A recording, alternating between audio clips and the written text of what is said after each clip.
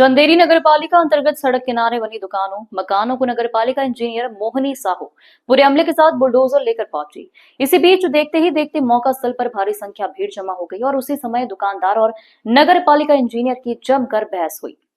वहीं मीडिया कर्मियों को नगरपालिका सीएमओ प्रदीप शर्मा ने बताया कि मुख्य सड़क पास बिना परमिशन के बन रही बिल्डिंगों के मालिकों को पूर्व में भी हमारे द्वारा लेटर जारी किए गए थे।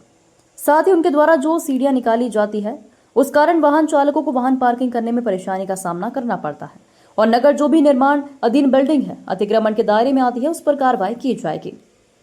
चंदेरी से सिद्धार्थ साथ की रिपोर्ट।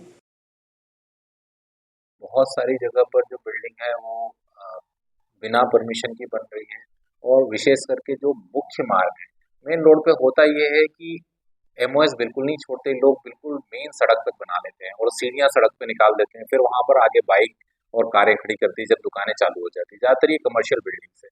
तो एक तो उन्होंने परमिशन नहीं ली तो अवैध निर्माण है। उनको कई बार जाके बताया गया 2 से 3 बार कि आप इनकी बिल्डिंग परमिशन ले लीजिए, यदि कुछ अवैध निर्माण है तो आप कंपाउंडिंग करा लीजिए जो भी पॉसिबल है, बट उन्होंने वो भी नहीं किया। तो फाइनली हमने जितना एमओएस था आज जाके तोड़ने की कार्रवाई की, बट फिर भी बहुत सारे लोग जो चाह रहे थे कि उनको समय दे दिया जाए, तो हमने 2 से 3 दिन का उनको समय भी दे दिया है कि वो खुद हटा लें। और जो हमारे हमारे अमले का खर्च था वो हमने उनसे 10-10 हज़ार रुपए की पेनल्टी भी वसूल की है आज। और यदि 2-3 दिन के अंदर वो नहीं हटाते हैं और विधिवत कंपाउंडिंग के लिए आवेदन नहीं करते हैं नगर पालिका में, तो जितना भी अवैध निर्माण होगा उस पर नियमानुसार कार्रवाई करके हम हटाएंगे। सर ऐसे कितने मकान हैं कुछ चिन्हित किया गया है जिनका परमिशन है? देखिए अभी 3 मेन रोड पे, 2 कल जब मैं विजिट कर रहा था तो नए बन रहे थे साडा कॉलोनी में। इसके अलावा अभी पता चला कि यहाँ पुराने कुछ जो नोटिस दिए गए हैं उन पे कोई कार्रवाई नहीं हुई है, तो हम नोटिस निकलवा रहे हैं। जितने लोगों को पुराने नोटिस दिए गए थे उन पे भी कार्रवाई होगी और जो नई बिल्डिंग है जो बन रही है अभी निर्माणाधीन, अभी प्रायोरिटी में हम उन पे कार्रवाई करेंगे। किसी भी जिसमें रह रहे हैं उस पर भी हम कार्रवाई बारिश के कारण उतनी सख्ती से नहीं करेंगे, लेकिन हम जो निर्माणाधीन है उन पे तो पूरी तरह से रोक लगाएंगे। चालू रहेगा सर? नहीं, ये तो लगातार की प्रोसेस है, होना ही चाहिए और लगातार जारी रहेगा।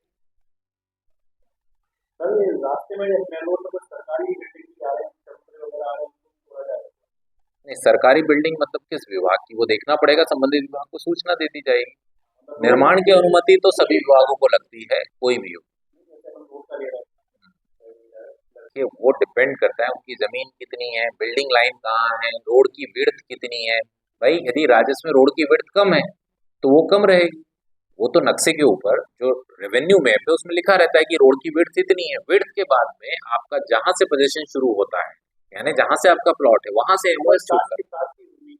शासकीय भूमि पे भी वही नियम लागू होंगे जो यहाँ पर है।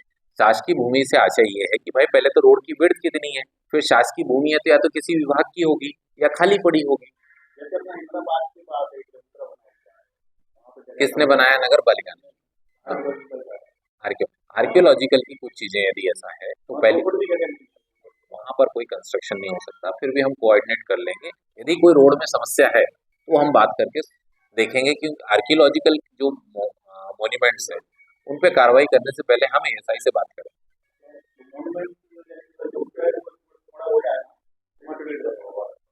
ठीक है।